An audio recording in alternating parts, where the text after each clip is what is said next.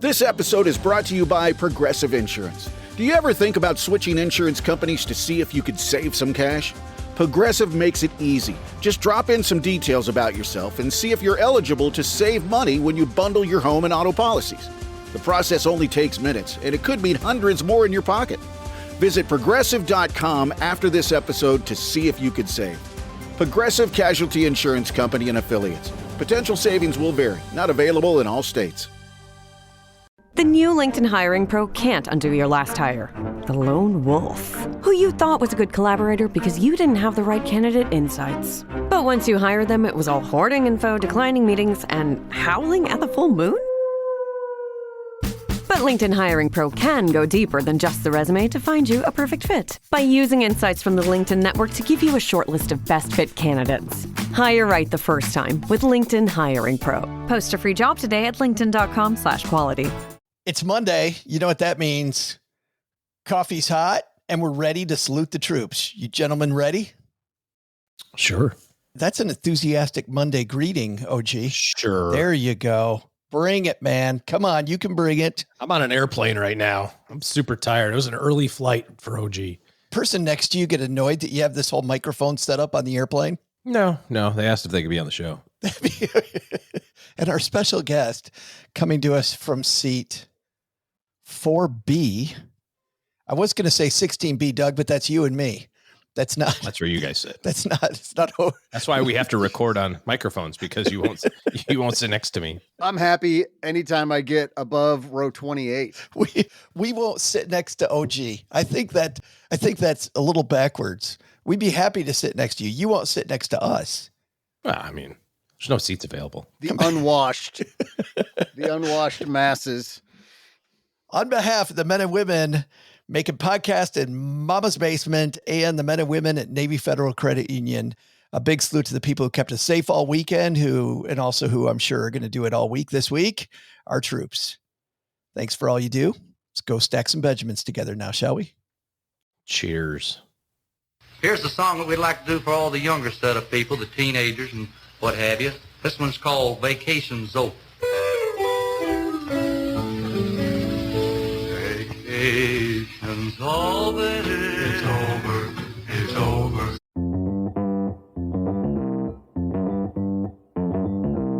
Live from Joe's mom's basement, it's the Stacking Benjamin Show.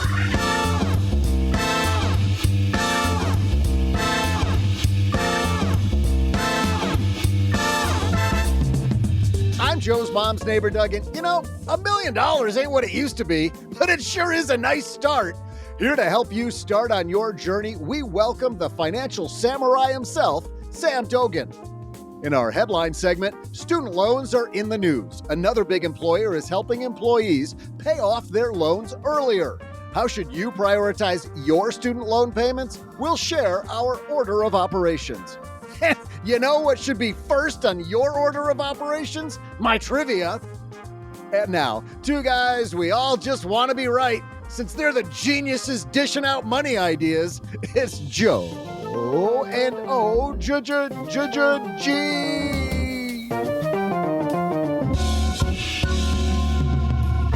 Geniuses. I feel like I owe Doug $10 this morning, bright and early.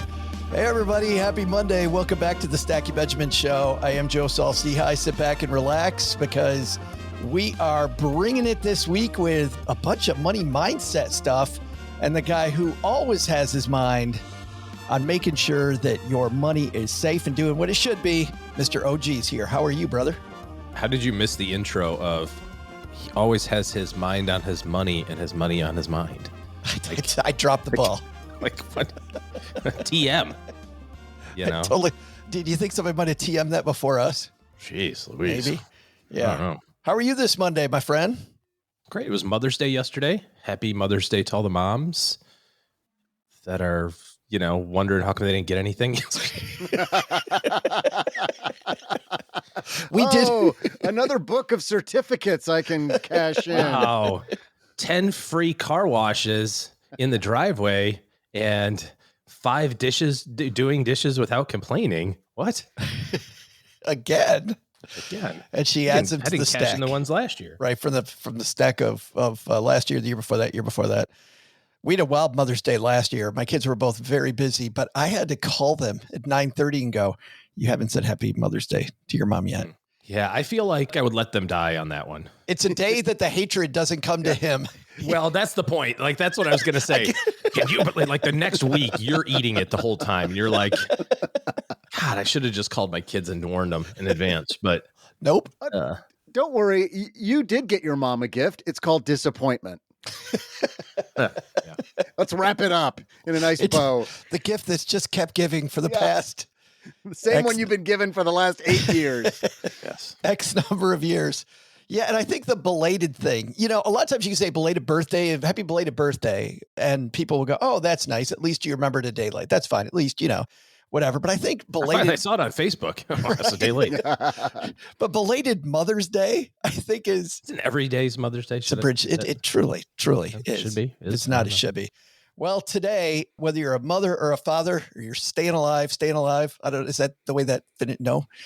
We've got Sam Dogen here, Mr. Financial Samurai, OG, as we are talking about money mindset all week. Sam today, Lisa Peterson on Monday. We're breaking through all those mental barriers between you and your money. It's funny. I heard Morgan Housel the other day talking about making fewer $3 decisions and instead making $3,000 decisions. Like, we need to think on our thinking. Like, why are we spending so much time clipping coupons when we could be asking for the raise, or we could be starting the new business, or we could be investing our money more appropriately, the much bigger decisions. We're talking about that this week, and Sam Dogen's going to kick it off. For those of you that don't know Sam, he is an award-winning blogger. This guy's been blogging for a long time. Initially, when we burst on the scene, if that's what we did, Sam took us under his wing, and we were in a group of bloggers that he organized. I don't even remember that. That was so long ago. But thanks, Sam. The Yakazi Network. Ah, yes. Isn't that the Japanese mafia? Well, and if you look at the name Sam Dogen, by the way, and Financial Samurai, you start to get the theme here, Doug. You totally get the theme. Damn. Sam has been doing so much to help people make more money and help people keep more money. He always loves to stir the pot. The number of times we've talked about controversial pieces that Sam has written have been many, many, many, many, many. But Sam, not always controversial. One thing he's always appreciative of is helping you make more money. And he's a guy who's done it from his time on Wall Street to his time building Financial Samurai. He's done that more. He's been on boards of companies that you've heard of that have gone public. And now Sam is coming back to the basement to talk about your millionaire milestones. But before we get to all that, you know what? We've got a couple sponsors to make sure this is free, so you don't have to pay a dime for Sam Dogen and all the great guests that we have here. We're going to hear from a couple of them, and then Sam joining us in the basement. You may not know that when we started Stacking Benjamins, it was a blog. And even then, just the startup cost, I remember thinking, is this the right thing? And what if I write things and nobody comes, right? Well, luckily, that didn't end up happening. But starting something new isn't just hard. It's terrifying. There's so much work. You're not sure whether it's going to work out. You're not sure if anybody's going to read it. And then we change it to a podcast. Is anybody actually going to listen, right? What if nobody wants all the stuff that we have? Well, had I used Shopify, it would have been even easier, because with their expertise, their helpful tools, and their easy to use platform, that's something that would have made Stacking Benjamins more effective much, much more quickly. Shopify is the commerce platform behind millions of businesses around the world and 10% of all e-commerce in the U.S. Names you've heard of like Heinz and Mattel, Shopify, Gymshark, Aviator Nation, Allbirds, also all Shopify. Get started with your own design studio with hundreds of ready-to-use templates. Shopify helps you build a beautiful online store that matches your brand style. And best yet, Shopify is your commerce expert with world-class expertise in everything from managing inventory to international shipping to processing returns and beyond. And did I mention that iconic purple Shop Pay button? It's used by millions of businesses around the world. It's why Shopify has the best converting checkout on the planet. It also helps boost conversions, meaning less carts going abandoned and more sales for you. So you're stacking Benjamins much more quickly. Time to turn those what ifs into with Shopify today. Sign up for your $1 per month trial today at shopify.com/SB. Go to shopify.com/SB. That's shopify.com/SB. Dell PCs with Intel Inside are built for the moments you plan and the ones you don't. They're for those all-night study sessions, the moment you're working from a cafe and realize every outlet's taken, the times you're deep in your flow and can't be interrupted by an auto update. That's why Dell builds tech that adapts to you. Built with long-lasting batteries so you're not scrambling for an outlet, and built-in intelligence that makes updates around your schedule, not in the middle of it. Find technology built for the way you work at Dell.com/Dell PCs. Built for you. Hey, Stackers, great news that we received after we recorded these shows. You may have heard this last week, but if you missed our greatest hits week, we are coming to Boston. Boston area Stackers, I will be there on Tuesday, May 20th at Idle Hands Brewing in Malden. That's Idle Hands Brewing in Malden. The place to sign up is stackingbenjamins.com/meetup. Go make sure we know that you're coming. We're going to have some appetizers. We're going to have some drinks. It's going to be a good time with either a foamy beverage or just the beverage of your choice. Non-foamy is perfectly acceptable as well. But you know what? Hanging out with you is something that is so fun. We had a great time last time I was in the Boston area. Idle Hands Craft Ales in Malden, Tuesday, May 20th, Boston area Stackers, stackingbenjamins.com/meetup to tell us you're coming.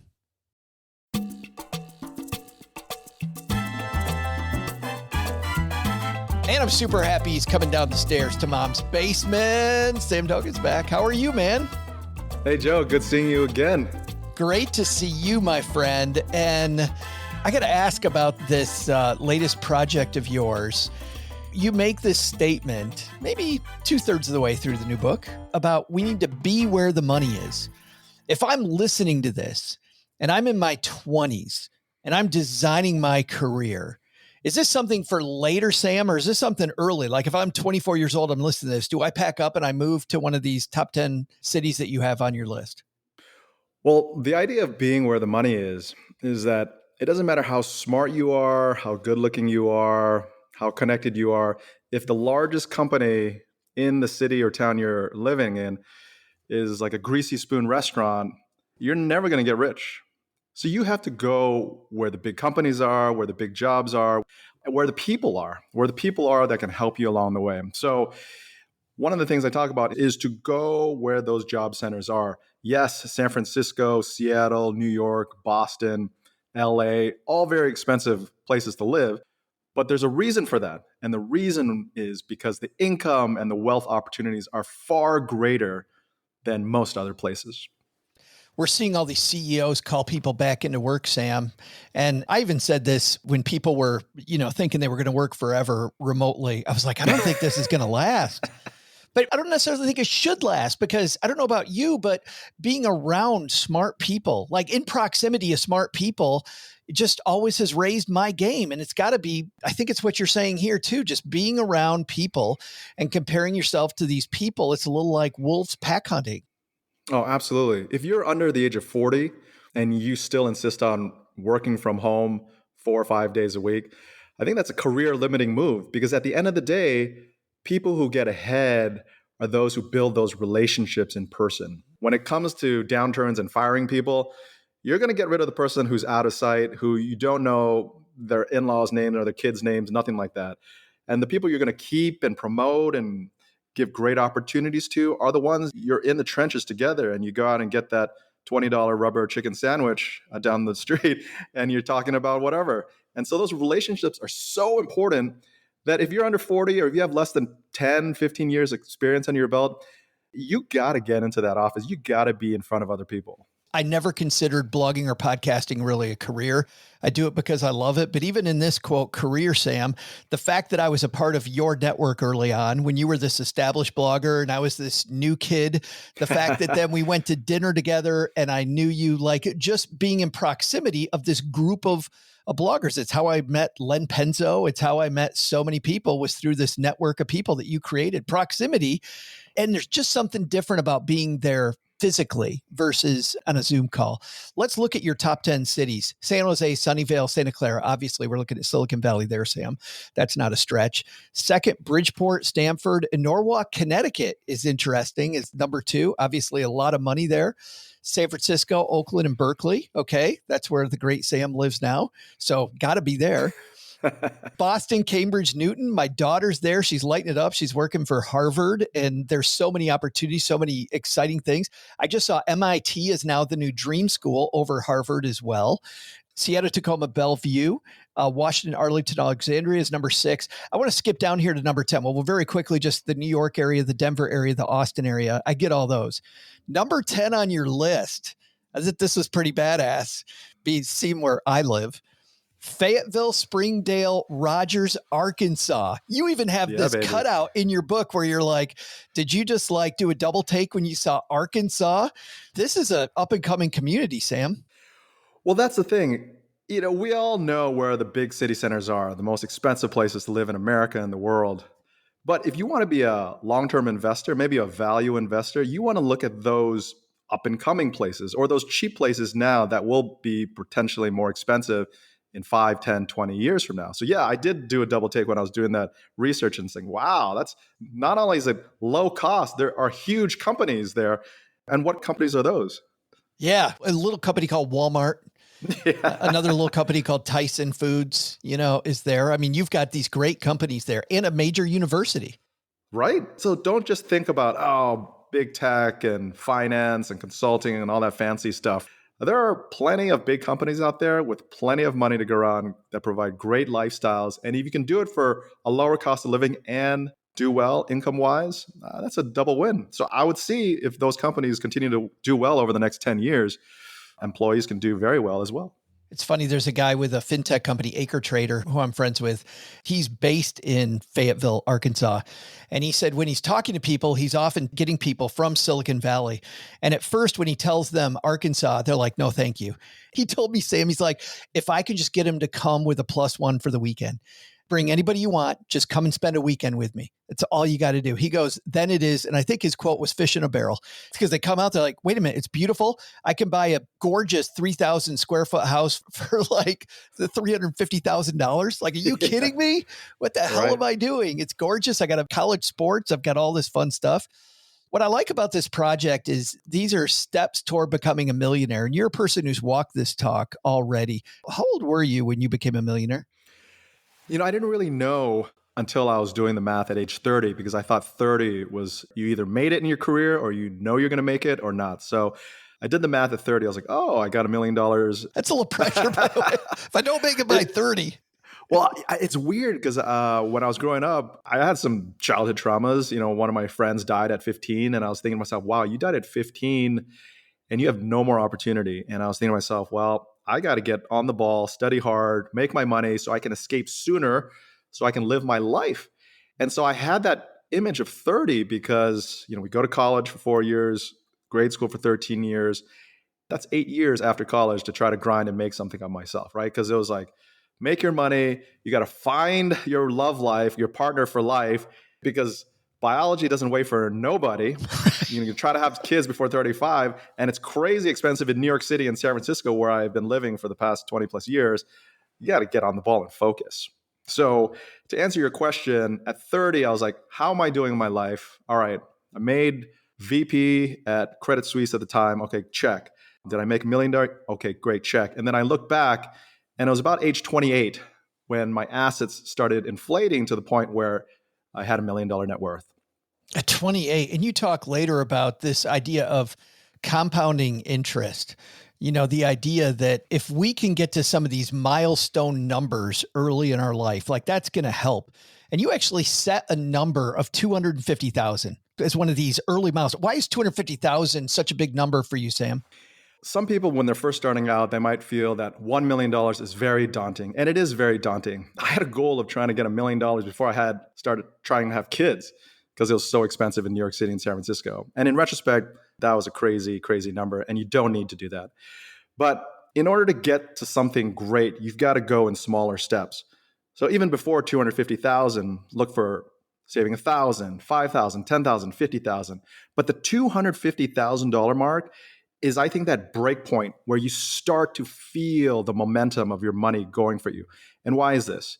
Well, in 2025, the maximum 401k employee contribution limit is $23,500. We know that 75% of the time or thereabouts, you will make money in the stock market. We also know the historical rate of return for stocks is about 10% a year. So in other words, if you can amass $250,000 in stocks, you have greater than a 70% chance to earn a greater return than the maximum amount of money you can contribute to your 401k, which is currently $23,500. So when you start having these constant returns that are greater than what you can contribute, then that's really when the momentum starts building. And that's when you can think, oh, I can see $1 million in my future. Toward that end, you pose I don't know if it's a challenge, but you say, if you're contemplating raising your contribution by 10%, by putting 10% more into your 401k plan, like do it right now. But you and I both know what people are thinking, Sam. They're like, oh, if I do that and I end up needing that money. You've told people this in the past. I even like, for people listening to audio here, I see the look on Sam's face like, no. Do you get pushback from people when they actually raise it by 10%? I always get pushback. And the idea is, if you want to outperform the masses or the median or the average, you've got to do more than the median or the average person. We easily end up taking the amount of time. If you want to give yourself, 5 hours to clean your house, it's going to take you 5 hours. But if you give yourself 30 minutes, you're going to get it done in 30 minutes. It's the same thing with money. When you raise your saving rate, you keep on raising it until it hurts, and then it'll hurt for a little bit, and then you're going to get used to it. Then you can keep on raising it further. So I don't think people have been pushed enough to save more. People say, oh, save 10%, 20%. The national personal saving rate is like 5%, which is pathetic. But then when you look at March 2020, during the height of the pandemic, the national personal saving rate shot up to about 32%. So what does that tell us? It goes from 4% to 32%. That tells us we can save and invest more if we want to. But how much do we want to, and how badly do we want to outperform? That is the question. It is so funny how I remember that time, even though there was so much bad happening in humanity, when I saw those savings rates numbers, Sam, I actually had some faith in humanity. I was like, we can do the right thing. And then what happens in the pandemic goes away. And immediately I see the new numbers out from TransUnion, Experian that, hey, guess what we're doing with our credit cards? We're jacking up all these OPM strategies or non-strategies of getting ourselves back into debt. It's super sad, which actually brings up where you start in this project, which is this, because I think, what you're talking about is it's going to hurt. We don't push ourselves enough. What is it that gets us away from this complacency that we have to be the same? We recently spoke to one of the top female sports agents, Molly Fletcher, about complacency and about drive. And she talks about the importance of knocking complacency out of the picture. But for most of us, we're like, I think I'm going to be okay. How do I get away from complacency and start chasing, number one, $1 million net worth, and then number two, $1 million a year? And these steps that you pretty eloquently walk us through. Well, I think one of the hardest things about living in America is that life is pretty darn good. We've got a relatively stable government. We don't have wars. We've got the rule of law, and there's tons of food and free water, free Wi-Fi. So the idea is we can't too much fault ourselves for living such a comfortable lifestyle. So when you're comfortable, you don't push yourself. That's the bottom line. So you have to find within to understand, what is your why? What is it that you are saving and investing so hard for? What are you willing to sacrifice? And I think for some people, maybe many people, once they have children, that is the trigger point where suddenly they have dad power or mom power, and they work harder and save more than ever before, or they try to get into the best shape of their life. You need to find your why. Because at the end of the day, life is probably going to be okay here in America. We've got savings, rule of law, all that stuff. But without identifying your why and without doing the calculations on how expensive life could be in the future for the life that you want, you're not going to push yourself. You have to have clear whys and clear targets. For me right now, the clear why is taking care of my wife so she doesn't have to go grind back in the office so she can be a stay-at-home mom. And for my kids, to give them the opportunities that I didn't have and to help them in the future when they're going to get knocked down, they're going to get rejected. Those are my clear whys. So you have to find your why and you have to figure out what the cost is of all those whys. I love how Stephen Covey that is. Begin with the end in mind. If we begin with the end in mind, then saving becomes much easier. It also, I think, is a reason why so many of us don't have a budget, because a budget sounds horrible until there's a why behind it. And you're like, no, I'm not fencing out all the goodness in my life. I'm trying to fence that in and fence out all the crap. You list a bunch of whys, and some of them I want to highlight because I find some of them funny and some of them interesting and some of them really inspirational. One of your whys is to tell your micromanager to jump in a lake. Oh man, who hasn't had a micromanager who said my way or the highway? Hey, how come you're 5 minutes late? Why are you leaving at 7 p.m.? Or don't you see I'm still here and neglecting my family? Oh my gosh, micromanager. It's funny because I've been out of the workforce since 2012. And when I look back as an adult now, I'm 47 years old, I think it's kind of crazy that we are grown adults, mature adults, spending 40 hours a week listening to other adults tell us what to do. I mean, to me, I step back, I'm like, wow, I can see it in your teens, 20s, maybe 30s, but your whole life? Give me a break. Grant Sabatier told us that recently too, Sam. He was like, the longer I've been an entrepreneur, the more I'm like, why did I endure some of that crap? Like, it just drives me crazy. You actually write about entrepreneurship and how important that could be in your journey to becoming a millionaire. Yeah. I mean, so entrepreneurship is easy. Well, it's not easy. It's interesting to understand. So as employees, we earn our salaries and we might get lucky with some stock options and RSUs, right? But as an entrepreneur, you get your salary plus the equity in your company.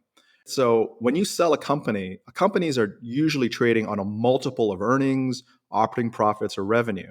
So every dollar you make from your company brings in, let's say, could increase the value of your company by 10x if the company trades at 10 times earnings, right? So if you bring in $100,000 in earnings and companies in your space sell for 10 times earnings, suddenly you've created a $1 million company.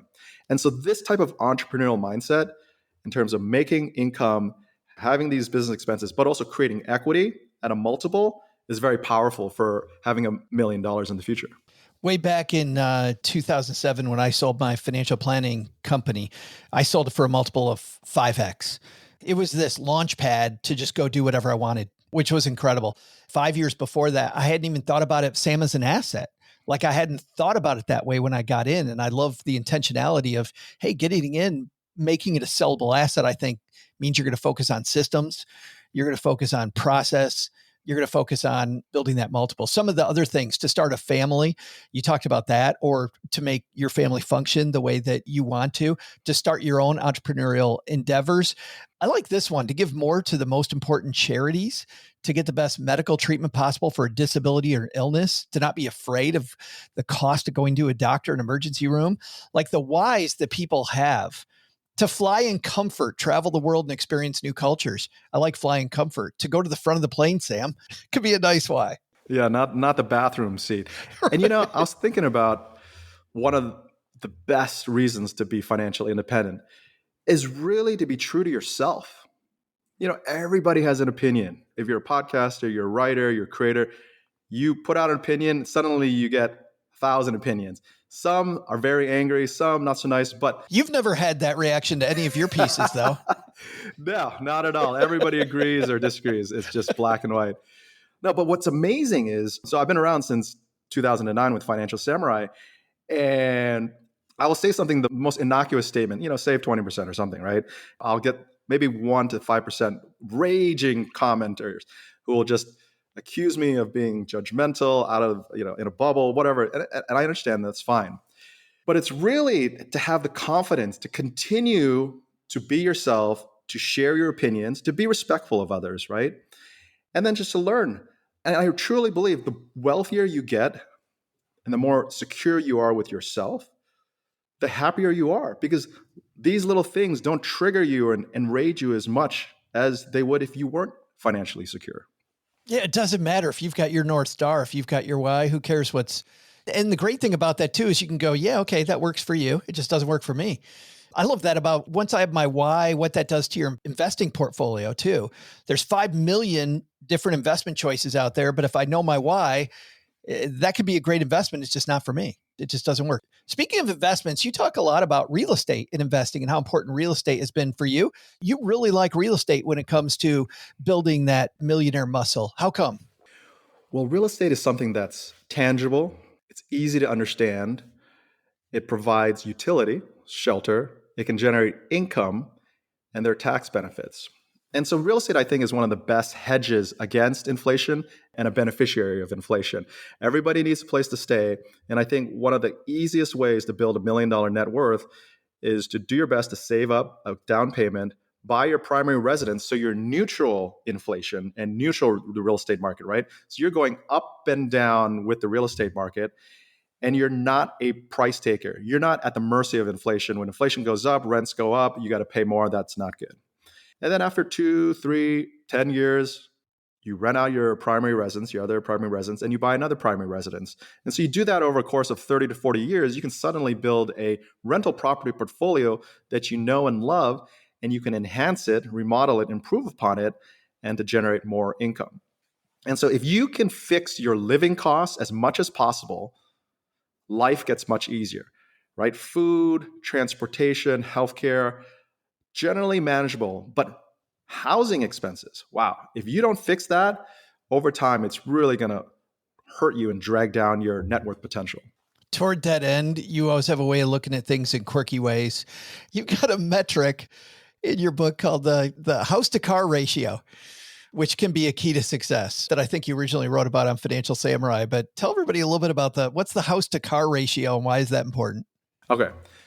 So I think everybody needs a place to live, and 90+% of Americans own a car. This ratio could be the most important and pertinent personal finance ratio in the history of personal finance ratios, okay? So the idea is a house is generally neutral to appreciating asset. It's okay to borrow money from that because it appreciates over time. A car is a 99.9% guaranteed depreciating asset, right? So the idea is you want a little bit more house and less car. But the problem is the number one personal finance killer, I think, in America is people spending way too much money on a car that depreciates in value, and they can't use that to save and invest for the future. So the idea is, okay, the median home price in America is $400,000. The median new car price in America is about $50,000, which is crazy because the median household income in America is about $80,000 pre-tax. So in other words, the nationwide house to car ratio is about 400,000 divided by 50,000, which is like, what is that? 9. Yeah, 8. 8, 9, whatever. So your goal is to try to get a ratio above 30. The higher, the better. So the idea is you have more house than car. You can do that by saying you can buy a fancier house, which is, kind of suspect, or you can own a car, a cheap car, or you can own a car for longer that depreciates over time. So instead of letting depreciation hurt you as a car owner, you're allowing depreciation to help you because the car is the denominator in that ratio and it declines in value over time. So as the value of the car declines, your ratio of house to car ratio increases. Right? And so I go a little bit more in depth in Financial Samurai and in Millionaire Milestones. But that is the concept. You want to have a higher ratio than the typical American, which is 8 or 9, definitely under 10. You want to get as high as possible, over 30. If you can get over 30, I think you're on the right direction. You're in the right. And what does this encourage you to do? This encourages you to hold on to your car, make a better car purchase, number one. Number two, hold on to the car for a longer period of time, which I think is important. And number three, think about, do I really need that second automobile? If I do need a second automobile, do I need a second automobile with a payment that's a big fat number? Like I'm rethinking the value of this car and the utility and what it does for me. And it's also to help people who are spending too much on a car, think about that house. If you're not neutral real estate yet by owning a primary residence, what business are you doing spending so much money on a car? Maybe it's because it's easier to buy a car than a house, obviously. But before you get neutral real estate, really keep your car expenses low. And this is important to note. I say neutral real estate because you're riding up and down the real estate wave. You're only really long real estate if you own more than one property because you have to live somewhere. So you're only really gaining from real estate appreciation if you have two or more properties. Speaking of real estate, I know back on the Financial Samurai podcast a few years ago, you interviewed Mike Ketchmark about the NAR ruling. He was the attorney that took the National Association of Realtors to task. We've been talking a lot about this and really what the fallout is. And we're just, now, Sam, starting to see how this is changing the game. How do you think this long-term is going to change the game when it comes to buying a property or selling a property? It's a huge game changer because it helps increase transparency and it gives consumers more power to negotiate. So the real estate industry will say, well, consumers can always negotiate their commission.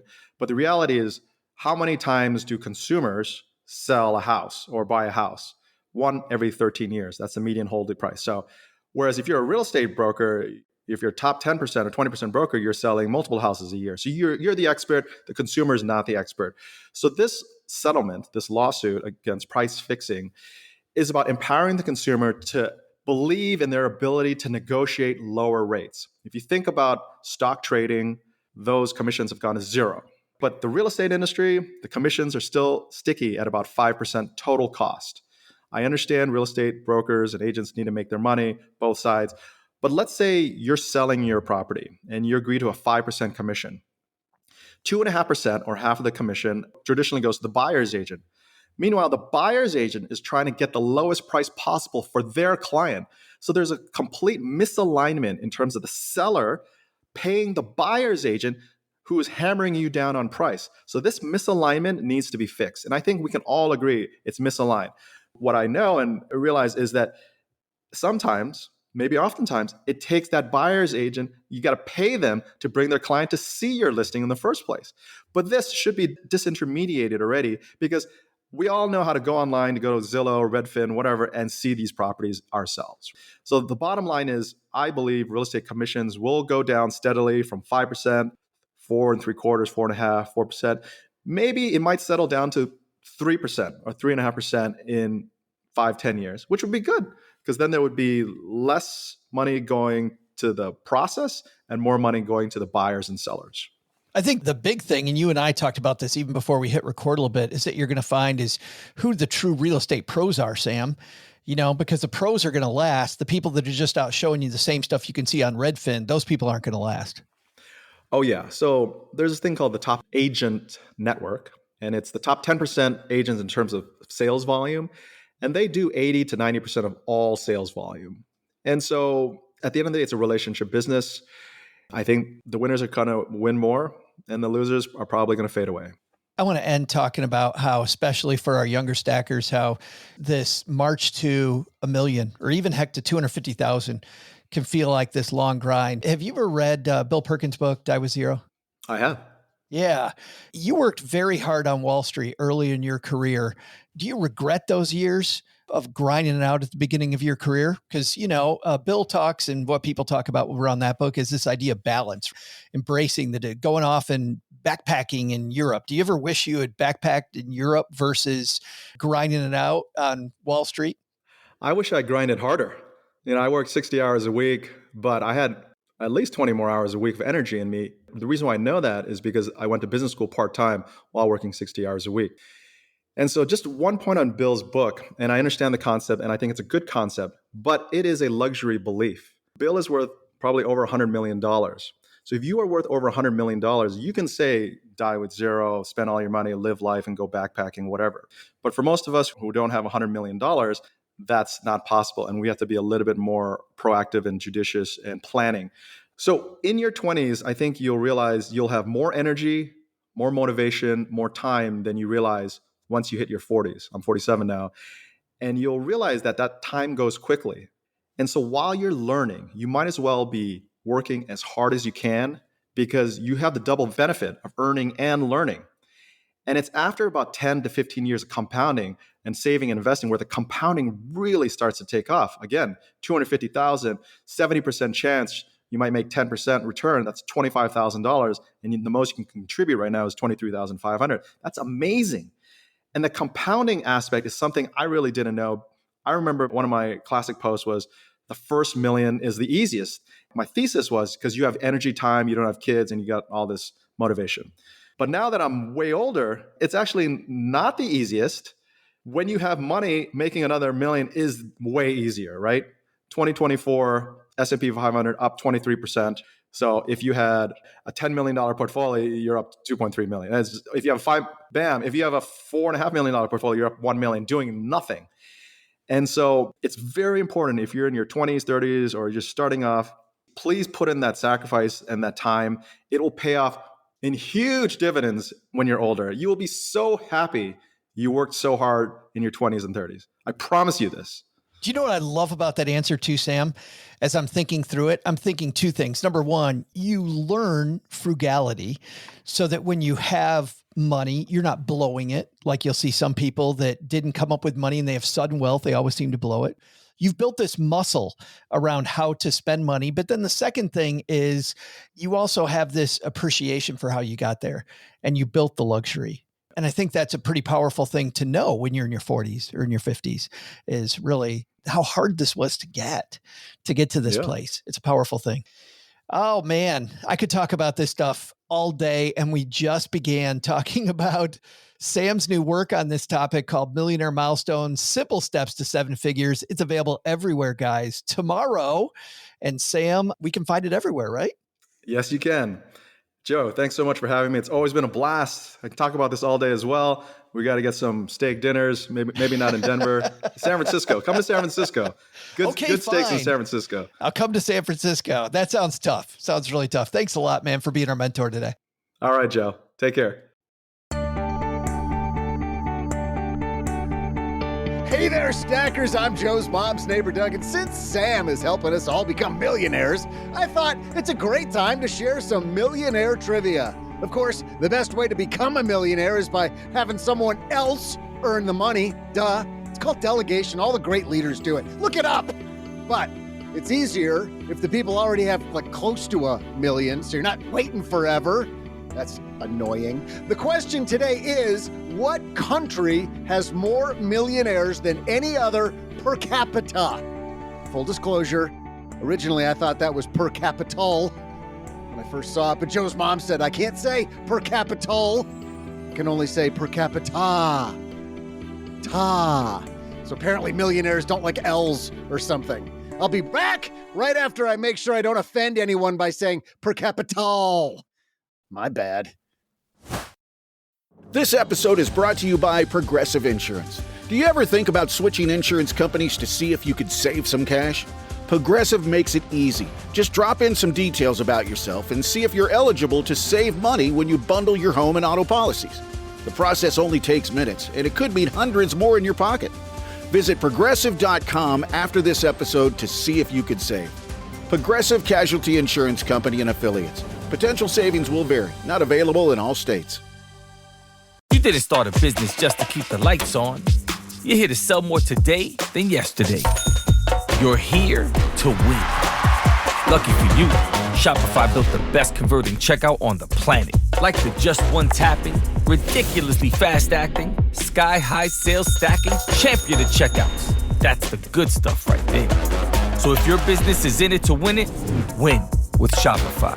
Start your free trial today at shopify.com/win. Did you know Fast Growing Trees is America's largest and most trusted online nursery with thousands of trees and plants and over 2 million happy customers? Whether you're planting fruit trees, adding privacy, brightening things up with flowers, or bringing in houseplants, Fast Growing Trees has it all. Even better, they can help you find options that are right for your climate, your space, and lifestyle.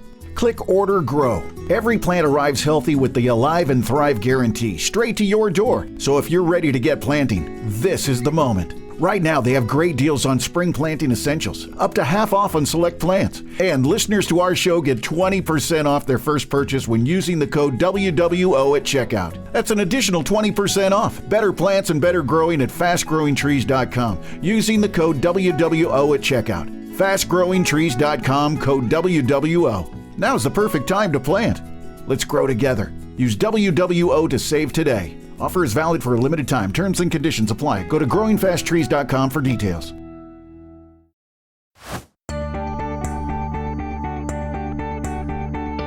Hey there, stackers. I'm Capital lover and guy who just learned that wasn't dirty talk, Joe's mom's neighbor, Doug.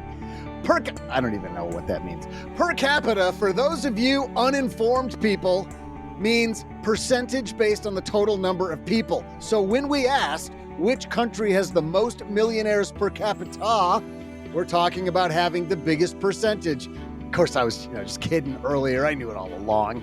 And now, because of me, so do you. I'm just here to teach. But what's the country with the most millionaires per capita?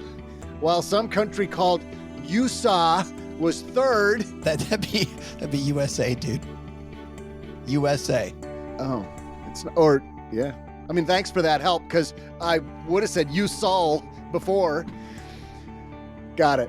While USA was third at over 9% and Australia was over 11%, it's the place with more Switzers than any other, Switzerland.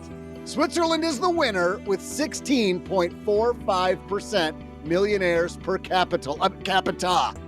And now, back to two guys who are all about increasing the number of millionaires per capita who listen to this podcast, Joe and OG. Yes, we are, man. Switzerland in at the number one spot, OG. Surprising to you? No, I mean, that's where I would hide my money. Yes. What was that? There was a documentary, Doug, that you and I watched about all the artwork, which is offshored, in quotes, in Switzerland, sitting in these vaults.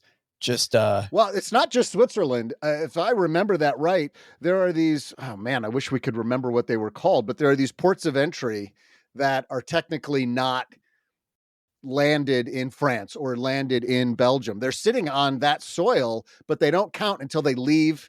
They don't count for tariffs until they leave the warehouse. It's like a multi-bajillionaire's duty-free store. That's exactly what it is. That's a great analogy. And yeah, remember they've got these huge concrete rooms that are decorated to the hilt just so they can sit there and smoke cigars and look at their artwork. That's like probably a decimal point on their net worth, but they get to sit there and look at their Gauguins and Picassos and put it back away so nobody else can see it. And as long as it doesn't leave that warehouse, it doesn't get tariffed. You know what I learned? Because my good friend Michael Balter just released his sequel to his book.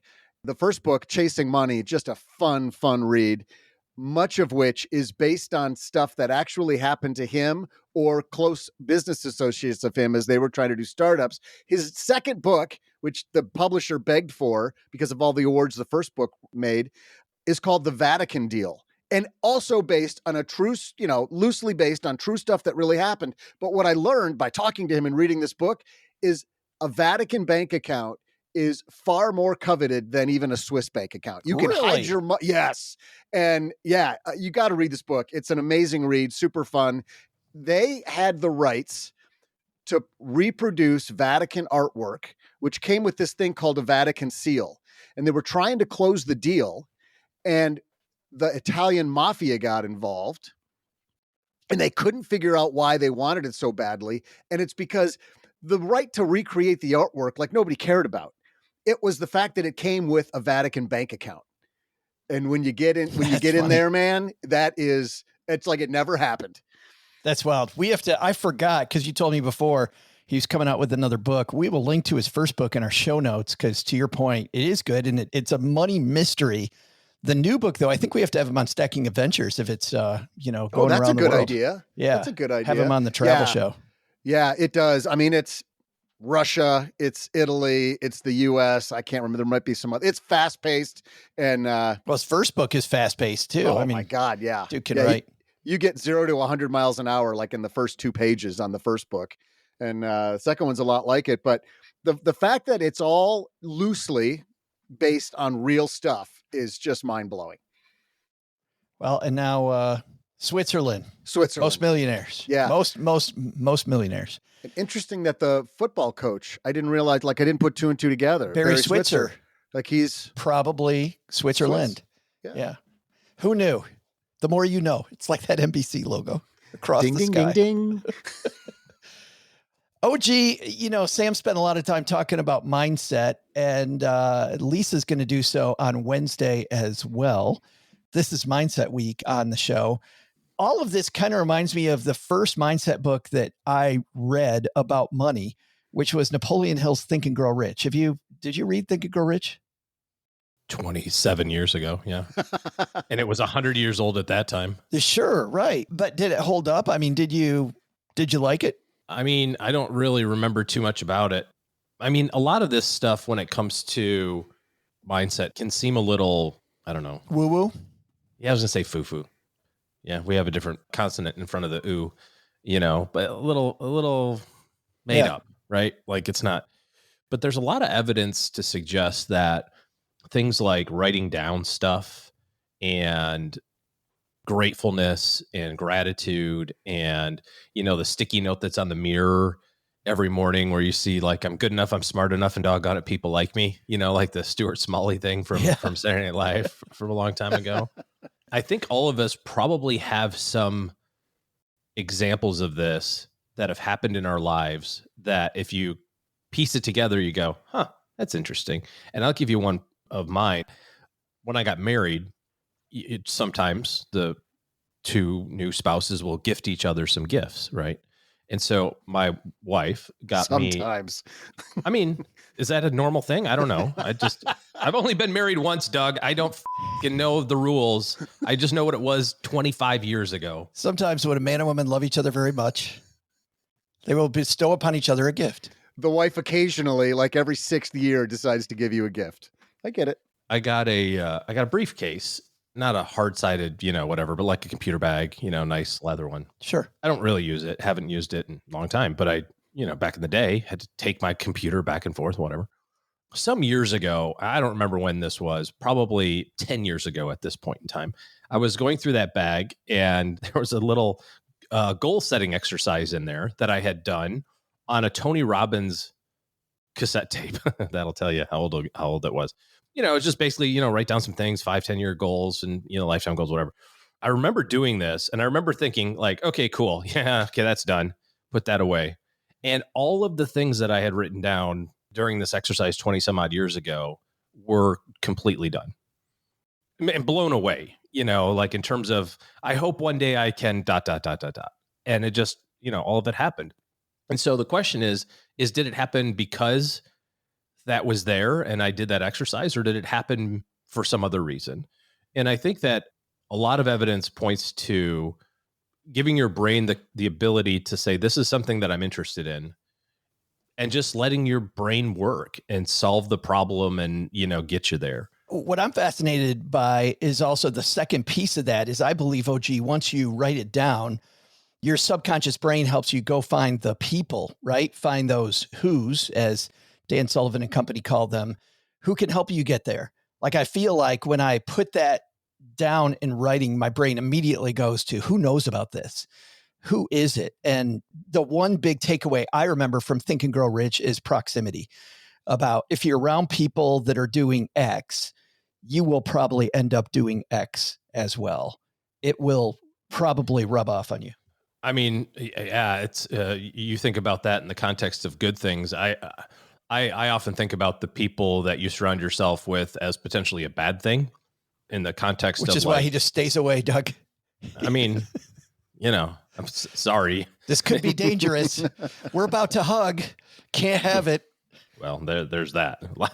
No touching. Everybody knows that. Oh, you're moving to Texarkana? Dallas will be perfect. Yeah, that's close enough, buddy. 2.5 hours away. Yeah. But in all seriousness, when it comes to the people that you hang out with or the people that you're around, you know, that phrase, you're the average of the 5 people you hang out with the most. And there's a chance that you're growing faster than those people, you know, and there's a chance that you have to refresh your friend group from time to time. And it feels kind of weird, right? It feels weird to be like, yeah, I'm not doing the same stuff as, Doug anymore. And I feel weird about that. But, I either hang out with Doug and get stuck in the past or, wow, what the hell? Or I move forward. I'm just sitting over here. Get stuck with Doug crying all the time in a corner. Trying to drink my La Croix.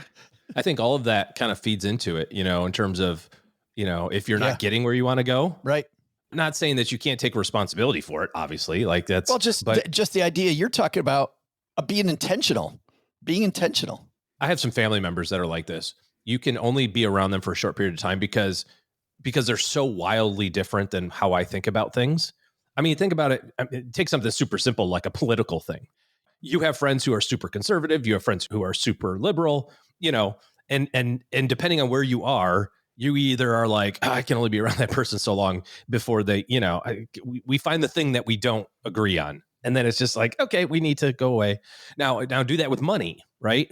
You've got the person who's like, oh, there's never enough. And, and maybe you're an abundance mindset type person. You're like, no, I think, there's always a bigger bite at the apple. There's always more, I can always continue to invest and save. And, there's always money in the banana stand. Maybe you're that type of person. And the person you're hanging out with is like, woe is me and the market sucks and it's rigged and, much more limited mentality. Yeah. And you're like, okay, I can take it for a second, but eventually I need to take a break. I need to go kind of take some vitamin C to cleanse my soul of that. And so, that's something too, right? If you feel like you're getting stuck for whatever reason, evaluate the conversations that you've been having, evaluate the thinking that you've been having with the people that are around you, because there's some chance that some of that is rubbing off. See about having other friends. Yeah. Thanks to Sam for kicking off this week. We'll have more of that, of course, with Lisa Peterson, who is also going to push us down the mindset pathway. Just like I pushed Doug down. Maybe slightly different. People are like, they always use the phrase, the man keeping you down. It's OG. I found out who it was. The OG keeping me down. No. Yeah. Let's do a headline. Hello, darlings. And now it's time for your favorite part of the show, our Stacking Benjamin's headlines. Our headline today comes to us from a place I've gone for a while. Strip for a headline, napa-net.org. It's the National Association of Plan Advisors, the people that handle pension funds and retirement funds, those types of places.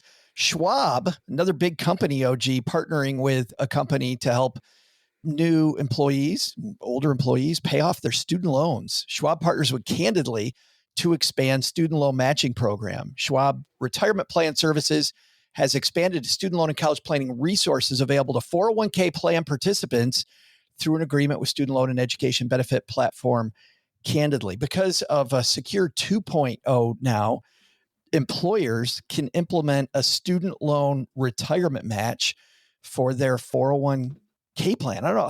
How do you feel about this, OG? I think I like the fact that employers can step up and go, hey, you know what? You're a smart person. I want to help with that. This is a challenge for a lot of people, right? As you think about saving and investing, trying to decide what takes priority. Do I pay off my student loans aggressively? Do I make payments at all on them? Do I defer them into infinity? And for a lot of people, it's a either or do I put money in my 401k, which I know at 22, 25, 30, because I listened to Stacking Benjamins, I listened to all these podcasts. They say, like, just do something, get it going, get that snowball going. But I don't have enough money. So which one of these is a hierarchy? Which one is more important? The Secure 2.0 Act allowed for the provision that if you allowed employers to create this provision that said, if you put money in your student loans, if you pay money to your student loans, we can match that contribution like a normal 401k match in your 401k. So it's not matching student loan payments. It's matching inside your 401k. You kind of get a, I don't know, double dip. Is that a way to look at it? So it's money. It's money that you're putting toward your student loans that would have potentially gone in your 401k. Put it in your 401k. Yeah. Yep. Yeah. But instead of doing that, you did it to your student loans. And the Secure Act was saying you're getting hosed twice, right? You're not putting money in your 401k and you're not getting the company match. This allows employers to create this provision in their plan that says if in lieu of doing 401k contributions, you choose to do student loan payments, we can still match you as per our normal matching program. I mean, I think it's kind of cool. Yeah. Here's the question I have. Let's widen this discussion a little bit, because I don't think anybody's going to disagree that this isn't. Well, there's going to be some business owners that disagree with it. What do you mean? I mean, potentially business owners could look at this and say, no, this is meant for us to help you save money for the future.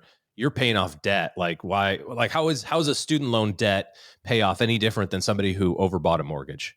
And why should, you know what I mean? Like, you could have that discussion. I think it's good. Yeah. But I can see some people having a little hissy fit about it. You mean some business owners are going, why is this my problem?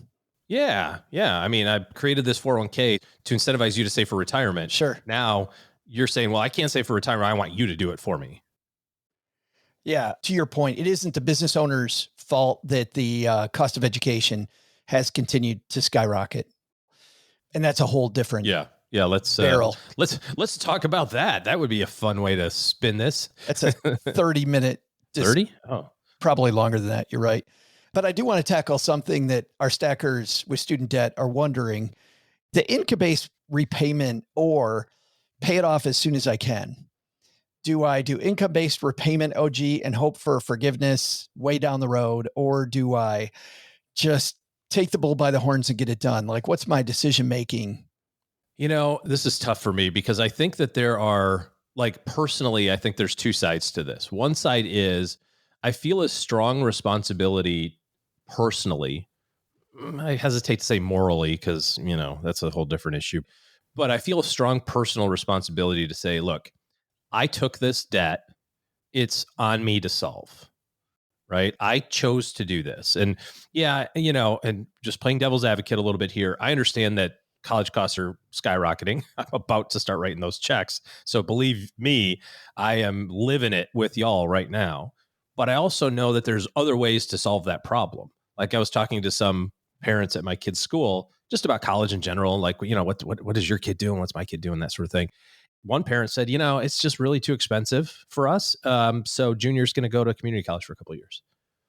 And that's a solution. That doesn't mean it's a great solution. That doesn't mean it's the best. That's a solution. And then you contrast it to another family that was like, but Nancy really wanted to go to this really expensive out-of-state school because it's supposedly ranked really good. So we're going to mortgage our future against it. And I go, that's an interesting way to do it too. There's no right or wrong way to do it, but I feel like you have some choice in the matter.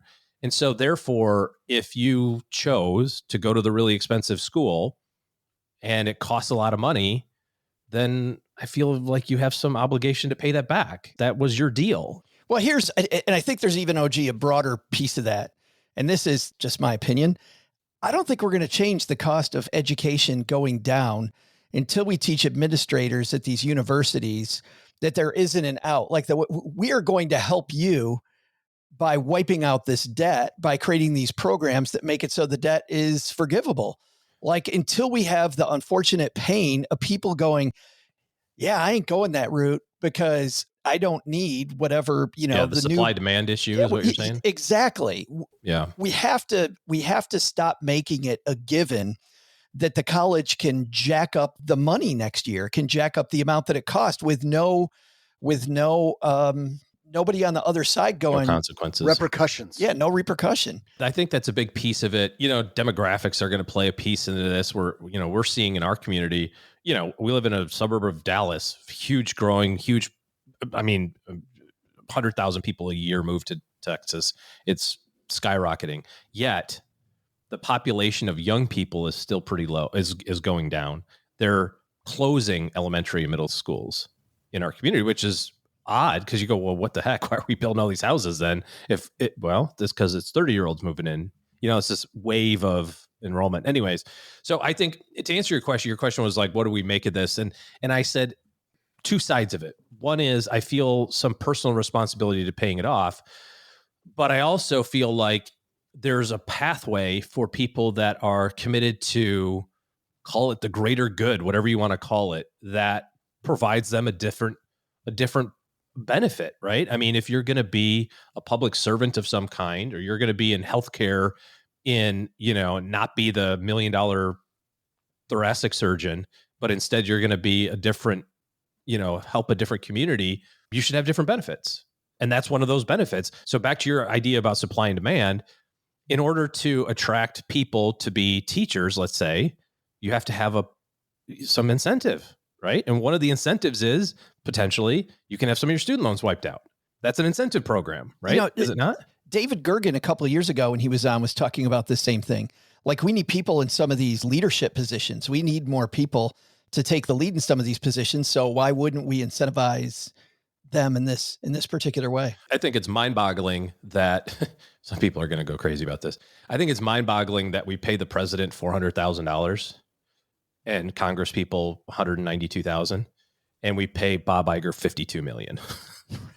The reason Bob Iger, I think he's a good leader. Like, I've read his stuff. I think he's got some good. The reason he's not running for president, in my opinion, is because there's no incentive. Way better gig. Didn't want the pay cut. Way better gig. Like, it's a crappy job. And that's why people don't become teachers. People don't become teachers because the world hates you. And dude, the salary is an afterthought. It's all of the insider trading information you get when you work for the government. That's where the money is. He's got that at Disney too, I suppose. But no, he doesn't. He doesn't have it at Disney. He doesn't. They have way. I just think the incentive structure is jacked up. So I would say the answer to your question is, which one of these do you pick? If you're moving in a path that one of the payouts, one of the payment structures for your career path is the opportunity for student loan reduction or elimination of some kind, you 100% should take advantage of that. If you're trying to structure your life so that you can pull one over somebody and like, I fiddled with it and therefore I got this benefit and I took advantage of a loophole or something. Not saying that other people don't do it. That wouldn't be how I would do it. Where do you draw the line on that and say, well, but don't rich people take loopholes on taxes all the time? I don't know. Well, there's also a great piece. I don't know where that happens, but even without that argument, OG, there's just a great benefit to getting it done. Get it done. Get it behind you. So if you have student loans, I would encourage you strongly to aggressively pay them off because it's like any other debt. Nobody gets to retirement. We talk about this with the house thing. Nobody gets to retirement and goes, man, I'm sure glad I still got a mortgage. Boy, I really pulled one over on the bank on that one. I got it at 4%, invested the difference. Like nobody says that. Yeah. Every single person who's ever paid off a house in their life that was the greatest thing I've ever done. No one. I've never met anybody that's like, I paid the house off a couple of years ago. Yeah, I just wish I wouldn't have done that. Yeah, you should have stopped me. I went to the bank and got a new mortgage. It just felt weird to not have debt. It's like nobody says that. I just saw this video. It was a woman sitting in her car eating chicken wings. And after watching it for way too long, realized this has to be rage bait. Like, this can't be real. But she was talking about how she has an undergrad and I think 1 or 2 grad degrees. And she has no intention of ever paying them off because, and she's not working in her fields that she has these degrees in. This is totally just somebody trying to make you angry. Right. Yeah. Because mission accomplished. I don't need to. I wasn't even going to bring it up until we got on this discussion. I saw it like a day or two ago, and I got maybe 3 or 4 minutes into it. I'm like, this cannot be real, because she did not sound like she had the degree she claimed to have. But she's like, the government's going to take care of it eventually. I don't need to. I just want to stay home with the kids. Just counting viewers. Counting chicken wings. Yeah, exactly. Millions of viewers. And that could happen, right? I mean, there could be some sort of, just erasure of some kind. I don't find it happening. To your point, Joe, about that doesn't teach the lesson. That doesn't solve the problem. That actually would incentivize schools to be like, did we say tuition was 20,000? We meant to say 200,000. Right. like who cares? We're going to get the money and then the government wipes it out in 50 years. Like, that's, doesn't matter. Newsflash, if you don't pay your student loans, they take your Social Security, just so you know. You waited until the end to say that? Well, that's a pretty major point. No, they will garnish your wages, essentially. No, garnish your retirement wages. That's what I mean. They just take your Social Security. It's the same thing. It's a direct retort to your comment about the video of the person who said that. Yeah. It'll be fine. It's like, well, it'll be fine until you go to file Social Security. They go, oh, hey, look. And there's a certain amount they can take. You used it all. No, as far as debt goes, look, you will always be happier the faster you pay it off. And so if you just kind of put these pieces together, you graduate school, you have student loans, whatever, right? It is what it is. You're working, presumably in a job that makes you more money than you did when you were in college. Live like a college person for like just 1 more year. Like, just pretend you decided to take 5 years to graduate instead of 4, or pretend that you decided to go get another degree and it's going to take you 6 years instead of 5. And if you live like a student for one more year or a year and a half, you can take all that extra money that you make in your new job and pay off your student loans. Oh, and then you're fine. People are going to be screaming at their car stereos right now or their head. I mean, they're all saying, stereos. They're driving to work. They're listening to us, trying to get edified. They'll be yelling for at the their day. 8-track. They're going to be yelling at their, and they're in their Oldsmobile 88 Deluxe Brougham.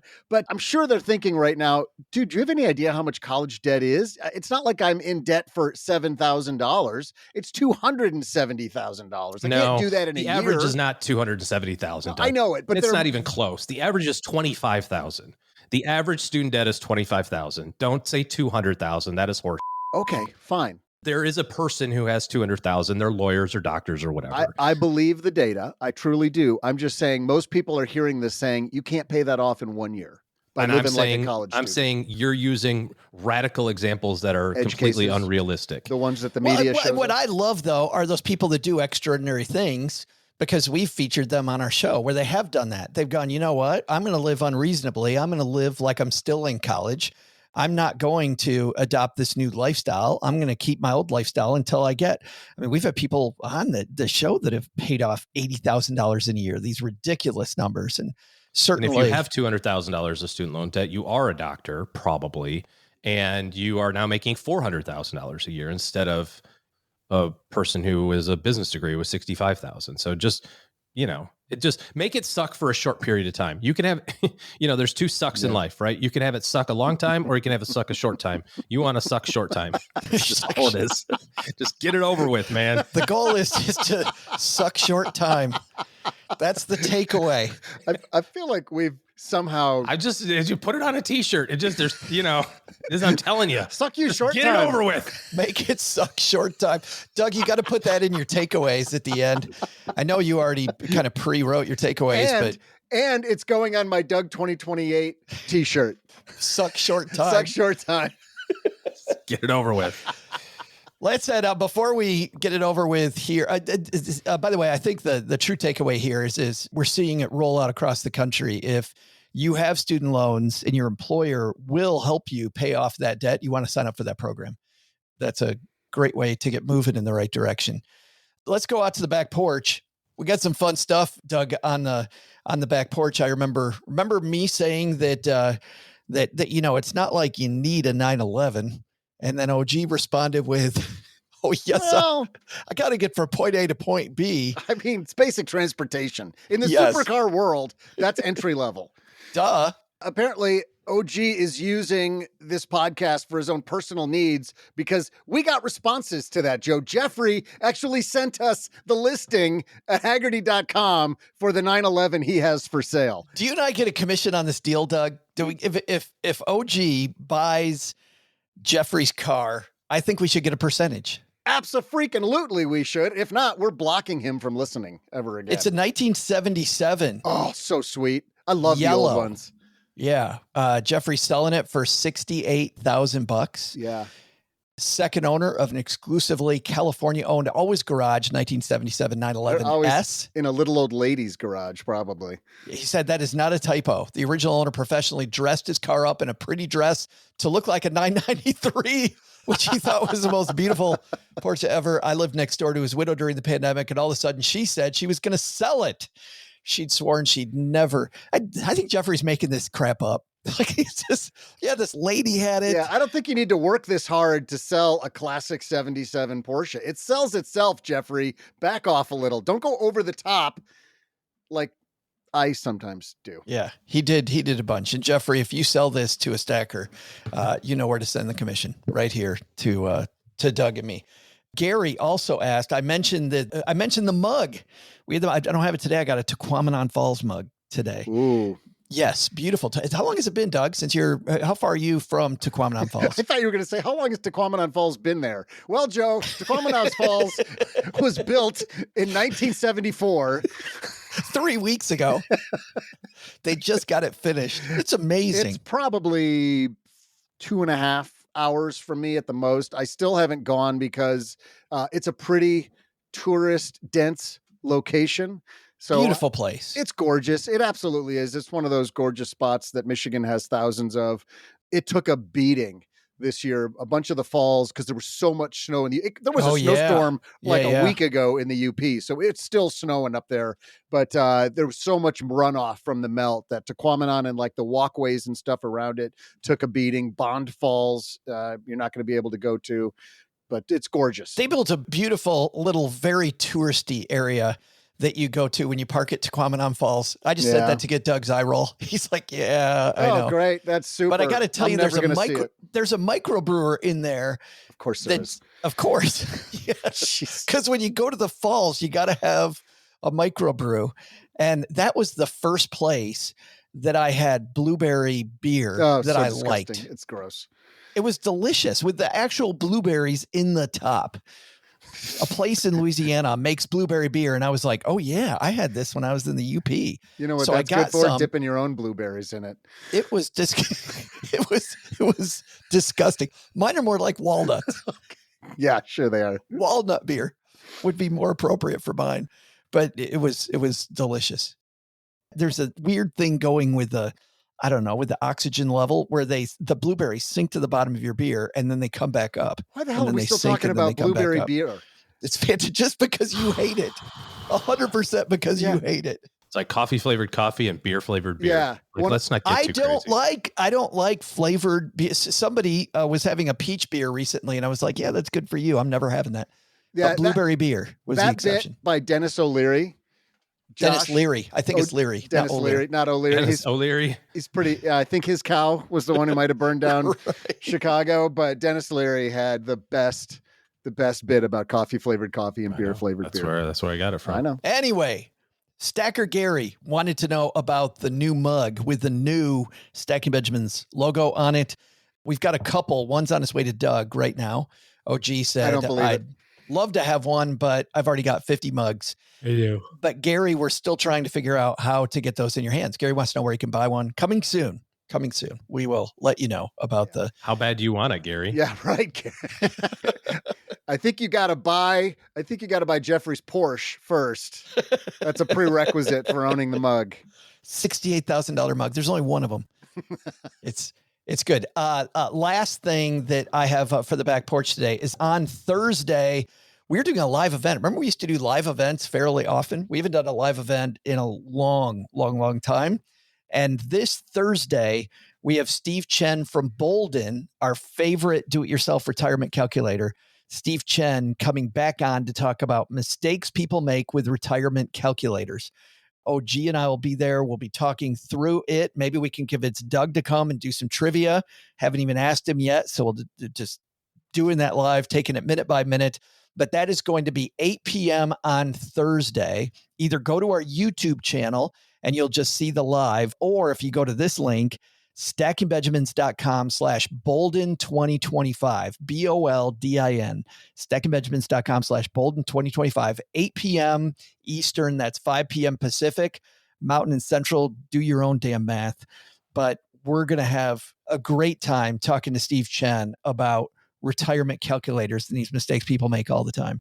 If you're going to dive into the numbers, you don't want to make some of these mistakes. And Steve's a guy that builds a calculator. We did this, 5 or 6 years ago with Steve, and had maybe 400 people attend. So big piece of our audience. So come join us, and we're going to have some fun live on Thursday night.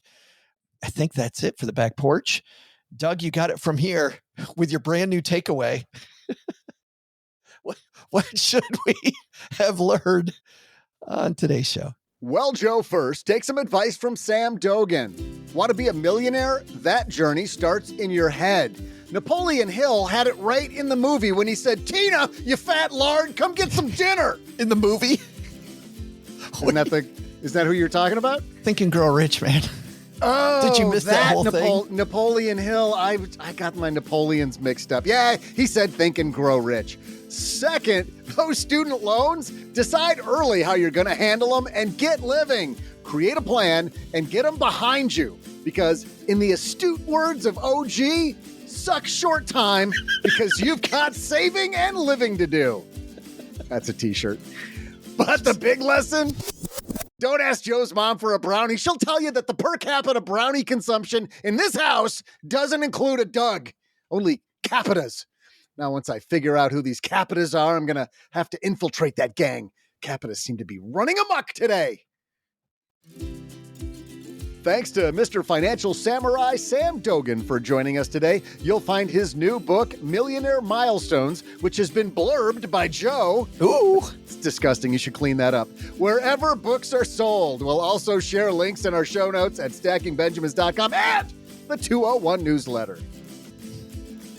This show is the property of SB Podcasts, LLC, copyright 2025, and is created by Saul-Sehy. Joe gets help from a few of our neighborhood friends.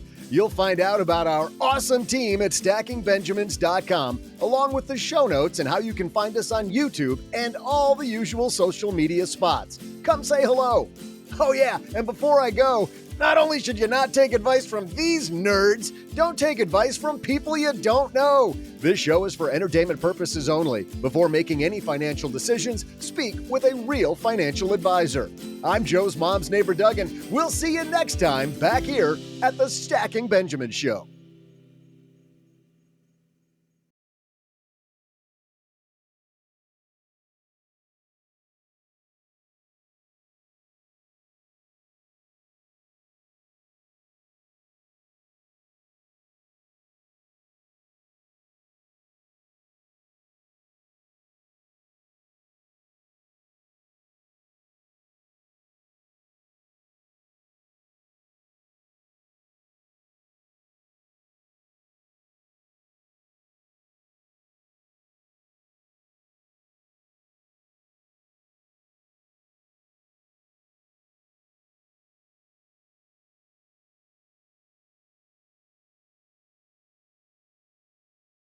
I'll be back right after I make sure I don't offend anyone by saying per capital.